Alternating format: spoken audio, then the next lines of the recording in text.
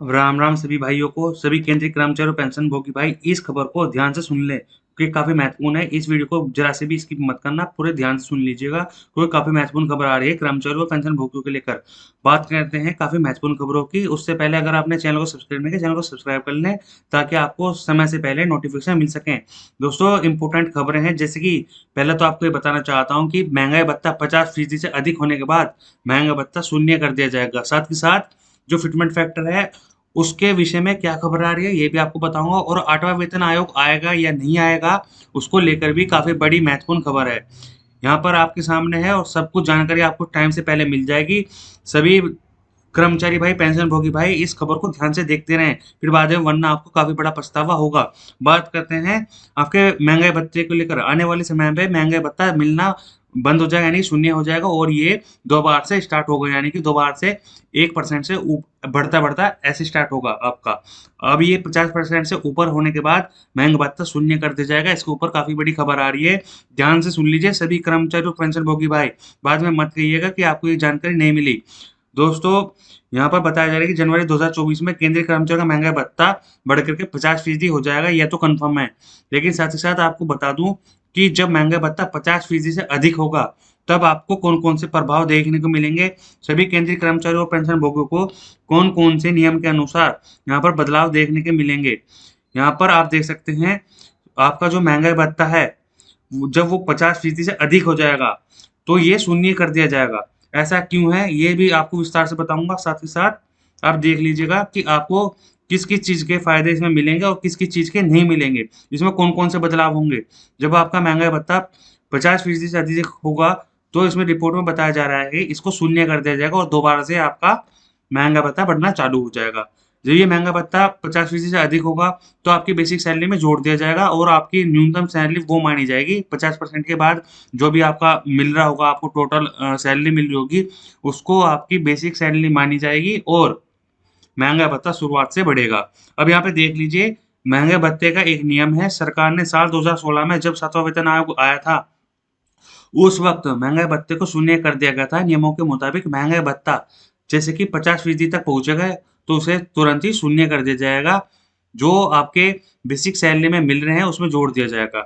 यानी कि आप यहाँ पे देखिए, महँगा भत्ता जैसे ही 50% से अधिक जाएगा, इसे शून्य कर दिया जाएगा और 50% के अनुसार जो पैसा भत्ते के रूप में आपको मिलता है, उसको बेसिक सैलरी मान ली जाएगी आपकी और बेसिक सैलरी के आधार पे ही उसे जोड़ दिया जाएगा आपकी बेसिक सैलरी में।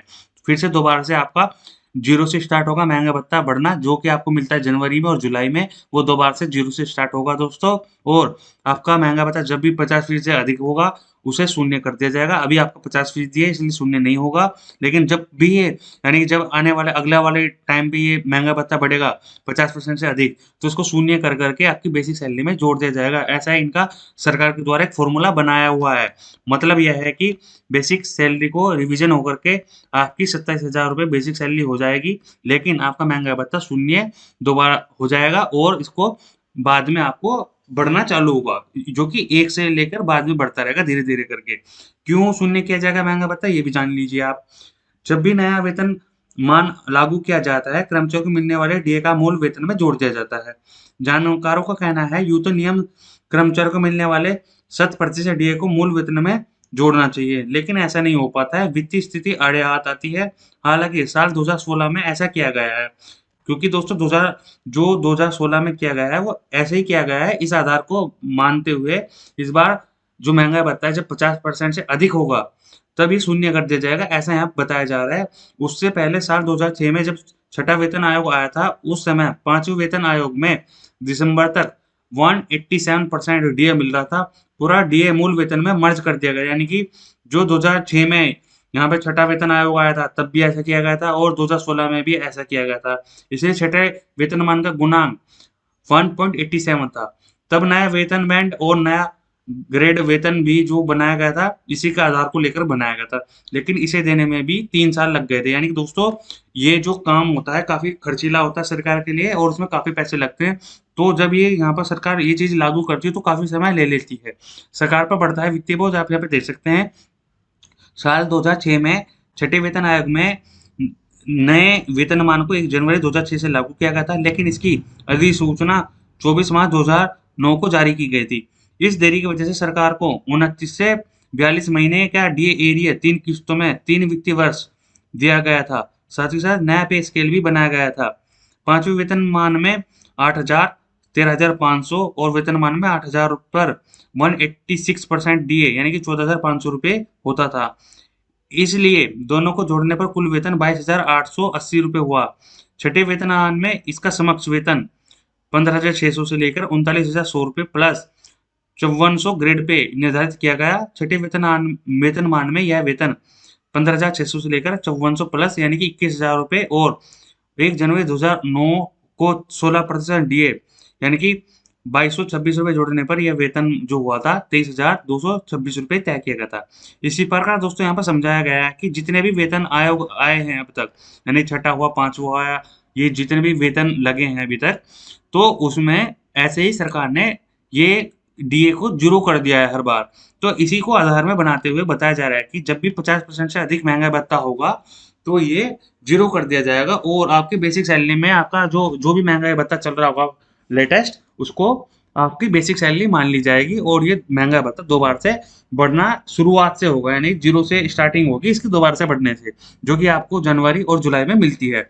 अब इसका प्रभाव देखिए, आपको जब यहाँ पर 50% से अधिक महँगाई भत्ता होगा, तो आपका जो सबसे बड़ा यहाँ पर फ़र्क पड़ेगा वो किस चीज़ में पड़ेगा, आपके हाउस रेंट अलाउंसेस में, जो कि आपका बढ़ कर के 3% हो जाएगा, यानी कि 3% सभी का जो हाउस रेंट अलाउंसेस है वो ऑटोमेटिकली इंक्रीज़ हो जाएगा जब भी महँगाई भत्ता 50% से अधिक हो जाएगा तभी।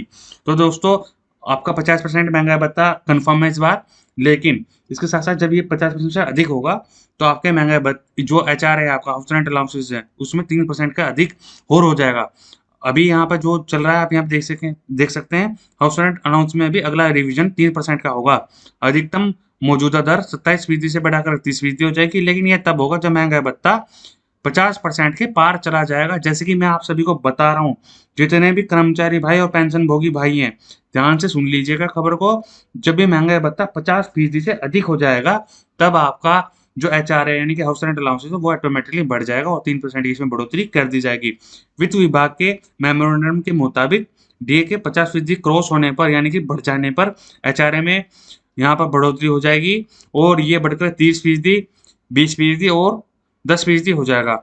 हाउस रेंट अलाउंस यहाँ पर 3 कैटेगरी में बाँटा जाता है, एक्स, वाई और जेड कैटेगरी में, जो कि अभी फिलहाल जो चल रहा है वो आप यहाँ पर देख सकते हैं। एक्स कैटेगरी में 27% का हिसाब से यहाँ पर एचआरए मिल रहा है और वाई कैटेगरी में यहाँ पर 18% और जेड कैटेगरी में 9% के हिसाब से महँगाई भत्ता यहाँ पर मिल रहा है एक्स्ट्रा।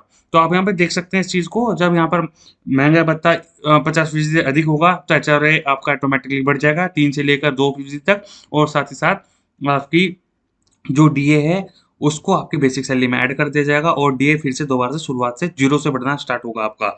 ये ध्यान से सुन लीजिएगा। साथ ही साथ सभी केंद्रीय कर्मचारी भाई और पेंशनभोगी भाई या जो भी कर्मचारी अभी पढ़ाई कर रहे हैं या नई जॉब लगने वाली है, वे सभी इस चैनल को सब्सक्राइब कर लें ताकि कोई भी खबर आए हम तुरंत आपको बता सकें। आशा है आपको दी गई जानकारी अच्छी लगेगी। Thank you for watching this video.